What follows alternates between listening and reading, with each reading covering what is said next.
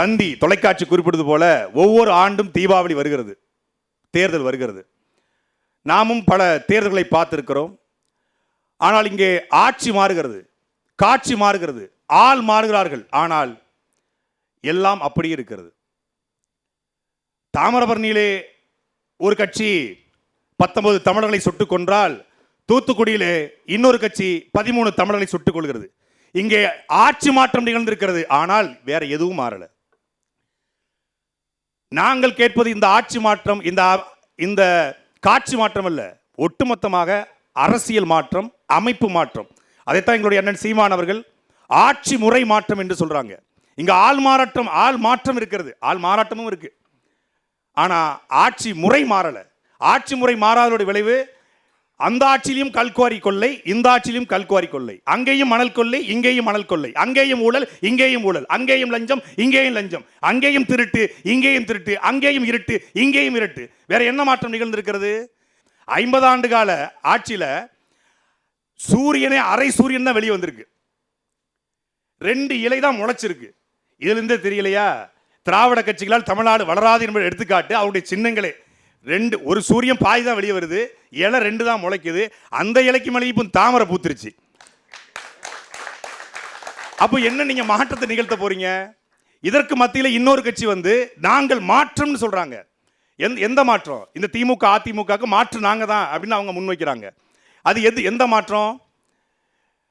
பரந்தூர் விமான நிலையம் வேண்டாம் என்று சொல்லக்கூடிய அந்த தலைவருக்கு பரந்தூர்ல தான் வேண்டாம், எங்களுக்கு இன்னொரு இடத்துல பார்த்தாங்கன்றாரு. இன்னொரு இடத்துல 5700 ஏக்கர்ல விவசாயத்தையும் அழிக்காம, ஏரிகளையும் அழிக்காம, பள்ளிக்கூடங்களையும் அழிக்காம, கோவில் குளங்களையும் அழிக்காம ஒரு நிலத்தை அவரால் காட்ட முடியுமானா அதுக்கு அவருக்கு பதில் இல்லை. எங்களுக்கு இங்க வேண்டாம், வேற எங்கேயாவது கொடுங்கன்றார். இதுதான் அவருடைய புரிதல்.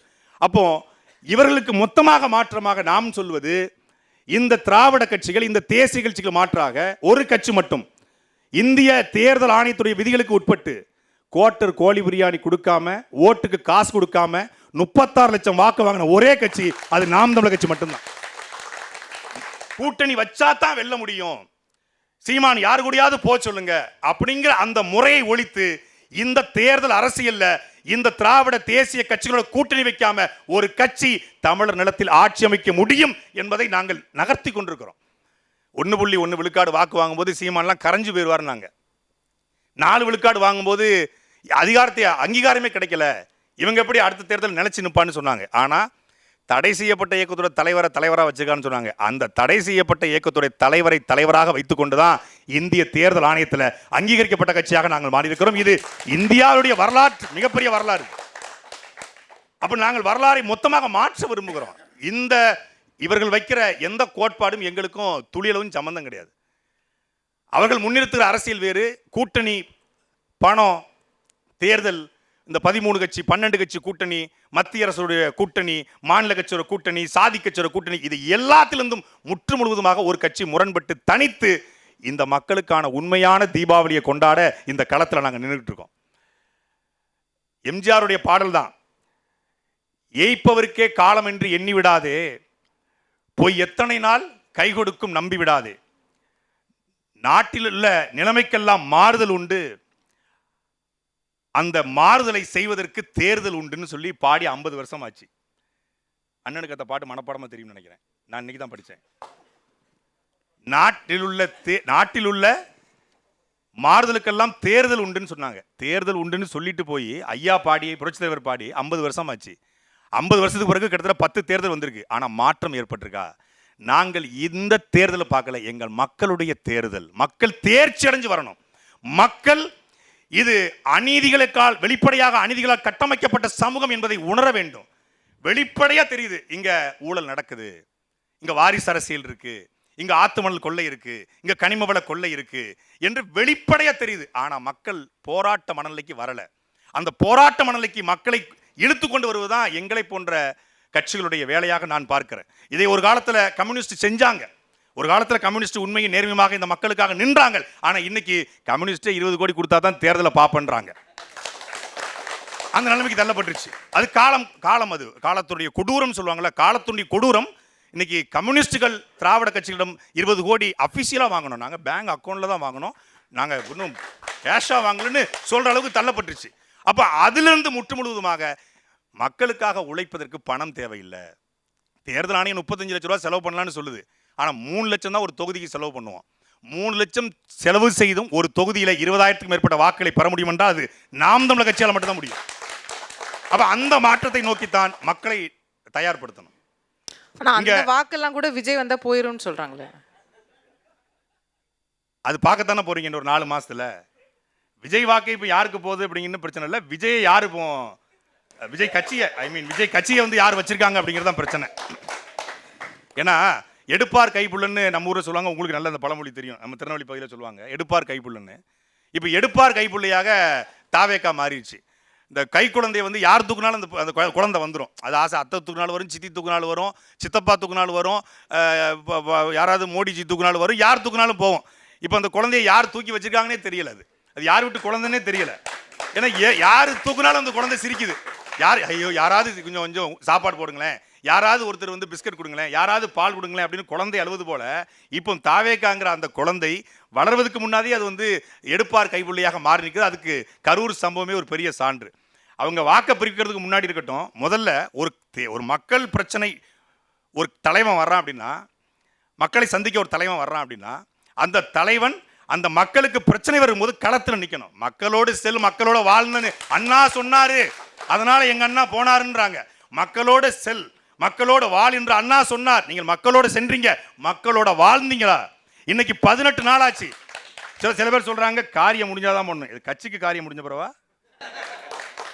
18 நாட்கள் ஆயும் கூட இப்போ போலாமா, இல்ல சார்ட்டர்ட் ஃபிளைட் போட்டு மொத்த பேரையும் பனையூருக்கே வர வைக்கலாமா, இல்ல நம்ம அங்க போலாமா? ஒரு கட்சியினுடைய தலைவன் மக்களை சந்திக்க நான் தனி விமானத்தில் வருவேன், எனக்கு திருச்சியிலேருந்து கரூருக்கு வந்து கிரீன் சிக்கல் போட்டு கொடுத்துடணும், அந்த இதை பூரா எடுத்துடணும், எதாவது ஸ்பீட் பிரேக்கர் பூரா எடுத்துடணும், எனக்கு மண்டபத்தில் இருப்பேன், 1 கிலோமீட்டர் ரேடியேஷனுக்கு யாரும் இருக்கக்கூடாது, பக்கத்து வீட்டில் யாரும் இருக்கக்கூடாது, பத்திரிக்கையாளர் குறிப்பாக வரக்கூடாது, ஃபோட்டோ எடுக்கக்கூடாது. பிரதமர் மோடி கூட இவ்வளோ ரெஸ்ட்ரிக்ஷன் போட்டது கிடையாது. சீன பிரதமர் இந்தியாவுக்கு வச்சு மகாபலித்துக்கு வரும்போது கூட இவ்வளோ ரெஸ்ட்ரிக்ஷன் கிடையாது. ஆனால் இவர் கரூருக்கு போகிறதுக்கே இவ்வளவு நெருக்கடிகளை யார்கிட்ட போய் கொடுக்குறாரு? டிஜிபிட்ட கொடுக்குறாரு. கரூர் கண்காணிப்பாளர் அங்கே இருக்காரு, இன்ஸ்பெக்டர் உட்காந்துருக்காங்க. ஐயா ஏதாவது மனு கொடுங்க ஐயா நாங்கன்னு. நாங்கள் டிஜிபிட்ட தான் கொடுப்போம். டிஜிபிட்ட கொடுத்துட்டு அந்த மனு கரூருக்கே போகலை. அப்படிப்பட்ட ஒரு தலைவர் இந்த தேர்தலில் எந்த மாற்றத்தை நிகழ்த்திடுவார்? அவருக்கு எதற்கு முதல்ல வாக்கு செலுத்தணும்? அந்த கேள்விக்கு பதில் சொல்லுங்க. அவருக்கு எதற்காக தமிழன் வாக்கு செலுத்தணும்? இந்த கேள்விக்கு பதில் இருக்கா?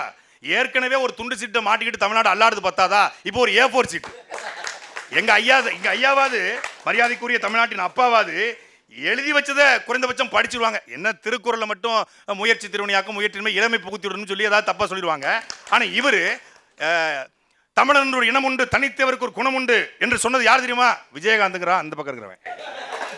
அல்ல, விஜயகாந்த் சொன்னாரு. ஆனா அதன் முன்னாடியே சொன்னது யார் தெரியுமா? யாரு? நாமக்கல் கவிஞர் ராமலிங்கம் பிள்ளை. அதை இவர் தான் படிக்கிறார், அப்பதான் படிக்கிறாப்புல. இப்படிப்பட்ட ஒரு தலைவர் எந்த மாற்றத்தை நிகழ்த்திடுவார்னு சொல்லுங்க. தமிழ்நாட்டு அரசியல்ல இன்னைக்கு ஐயா எடப்பாடி பழனிசாமி அவர்கள் மீது விமர்சனம் உண்டு, எங்களுக்கு மாற்று கருத்து உண்டு, மு.க. ஸ்டாலின் அவர்கள் மீது மாற்று கருத்து உண்டு. ஆனாலும் எல்லோரும் கிளையிலிருந்து வந்தவங்க, கீழே கடந்த கிளை செயலராக, ஒன்றிய செயலராக, மாவட்ட செயலராக, அப்புறம் எம்பியாக, அப்புறம் அமைச்சராக வந்தவர் எடப்பாடி ஐயா. 18 வயசுலே கட்சியில் இணைந்து ஏதோ ஒரு கருணாநிதி மகன் என்கிற தகுதியெல்லாம் தாண்டி அவர் ஒரு இளைஞரணி செயலராகி ஒரு மாநாடு போட்டு அப்புறம் துணை மேயராகி, அப்புறம் மேயராகி, அப்புறம் துணை முதலமைச்சராகி அப்படி வந்தார். அப்படி ஒரு கிராஃப் இருக்கு. எல்லோரும் சிறைக்கு போனாங்க. சிறைக்கு போய் அந்த சிறையில் வதை முகாம்களில் வதைப்பட்டாங்க. இப்போ நான்லாம் அன்னைக்கு கிட்டத்தட்ட 1 வருஷம் ஜெயிலில் இருந்தேன். எங்கள் அண்ணன் 1 வருஷம் ஜெயிலில் இருந்தாங்க. சிறையை பார்த்து பயப்படாதவங்க தான் தமிழ்நாட்டில் தலைவர்களாக மாறி இருக்காங்க. ஆனா நீங்க சிறையை பார்த்து ஒரே ஒரு வழக்கு, அது என்ன வழக்கு? உங்க மேல வருமான வரி வழக்கு போட்டாங்களா, இல்ல வந்து வேற ஏதாவது வழக்கு போட்டாங்களா? நீங்க மக்கள் உங்க கூட்டத்தை பார்க்க வந்தாங்க, அது இறந்திருக்காங்க அப்படின்னு சொல்லி ஒரு வழக்கு போட்டதுக்கு எடுத்தேம்பார் ஓட்டம். போலீஸ் ட்ரெயினிங்ல கூட யாரும் ஓட்டது இல்லையே அப்படின்னு ஒரு ஓட்டத்தை போட்டு நேர சார்ட்டர் பிளேட் வச்சு வந்தவர் எப்படி எந்த ஓட்ட பிரிப்பாரு? எழுதி வைத்துக் கொள்ளுங்கள் மரியாதைக்குரிய அசோகவாதிகளே, எங்களுடைய வாக்கை எந்த கொம்பனாலும் பிரிக்க முடியாது. இது தமிழ் தேசியத்திற்காக, இனத்திற்காக, மொழிக்காக, இந்த பண்பாட்டிற்காக, இந்த கலாச்சாரத்திற்காக, இந்த மண்ணின் விடுதலைக்காக நாம் தமிழர் கட்சி நிற்கும் என்ற நம்பிக்கையிலே விழுந்த வாக்கு. அண்ணன் சீமான் அவர்கள் 2010ஆம் ஆண்டு ஒரு வார்த்தையை பதிவு பண்ணாரு. நான் கத்தி கத்தி செத்தாலும் சாவனை ஒழிய ஒருபோதும் தேசிய கட்சிகளோட திராவிட கட்சிகளோட கூட்டணி வைக்க மாட்டேன்னு சொன்னாரு. இன்னைக்கு வரைக்கும் காப்பாத்துறாரு. ஆனா நீங்க பாஜக கொள்கை எதிரி பாஜக அப்படின்னு சொல்லிட்டு ஒட்டுமொத்தமா உங்களுக்கு வழக்காரது யாருன்னு பார்த்தா பாஜக. வழக்கு போட்டது யாருன்னு பார்த்தா பாஜக. பாஜகவோட மணியும் உமா ஆனந்தனும் எதுக்கு தாவேக்காக போய் நிக்கணும்? இதுக்கு பேர் தான் டீயை விட கப்பு சூடா இருக்கு. இதுக்கு பேர் தான் டீயை கப்பா சூடா இருக்கு. புரியுதா உங்களுக்கு? என்ன ஒன்னி அடிச்சா அவன் அழுறான் அப்படின்னு பிரகாஷ்ராஜ் கேட்பாரு. அதே மாதிரி தாவேக்காவை தொட்ட பிஜேபி வருது. இப்ப தாவேக்கா தொட்ட எங்க அண்ணன் இன்பதுரையும் வருவாங்க. ஏன்னா நம்ம கிட்ட வருவாரா அவரு, கொஞ்சம் இழுத்து பார்ப்போமே, போட்டு பார்ப்போம், நம்மளும் கொஞ்சம் கயிறை போடுவோம்னு எல்லாரும் போடுறாங்க. இதான் எடுப்பார் கைபிள்ளை.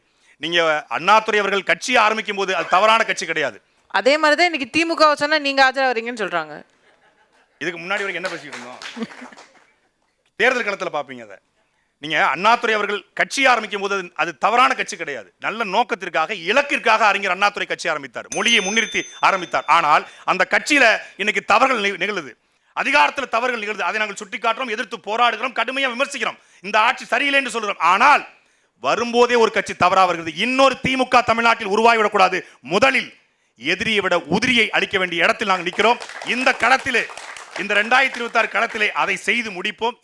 எங்களுடைய நிலைப்பாடு என்பது மக்களுக்கு மனதில் மத்தாப்பு பூக்கிற ஒரு தீபாவளி என்னைக்கு வருகிறதோ, என்னைக்கு 100 பவுன் நகையை போட்டுக்கொண்டு ஒரு பெண் தெருவில் இறங்கி நடக்கிறாளோ, அதுதான் உண்மையான என்னுடைய கனவு இந்தியா என்று காந்தி சொன்னது போல, பசிக்கு அழாத குழந்தை, கல்விக்கு இயங்காத மாணவன், வேலைக்கு அலையாத இளைஞன், இதுதான் என் கனவு இந்தியா என்று பகத்சிங் சொன்ன கனவை நாங்கள் கண்டு நிற்கிறோம். தற்சார்பு பொருளாதார கொள்கையின் அடிப்படையிலே இந்த நிலமும் வளமும் சார்ந்த தொழிற்சாலை உருவாக்கி இந்த நிலத்தில் தன்னிமிர்ந்தோடு தமிழன் தலைநிமிர காலத்தை உருவாக்குவதுதான் உண்மையான தீபாவளியாக இருக்கும். நன்றி, வணக்கம்.